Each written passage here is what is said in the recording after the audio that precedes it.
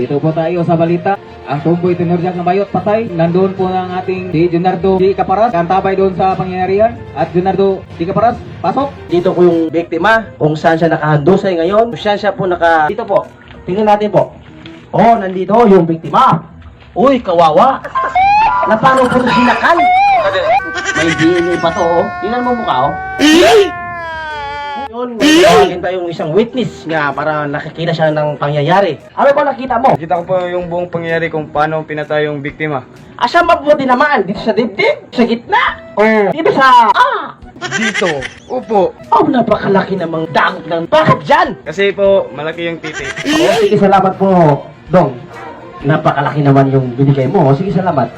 Nandito po ngayon tayo, magaling buhay sa pinangyayarihan ng biktima. At saka, ibabalik ko na po sa iyo. Junardo Di Caparas, salamat kayo sa inyong report.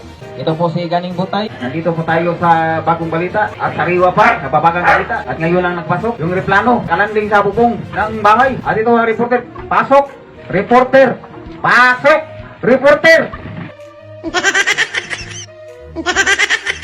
Reporter!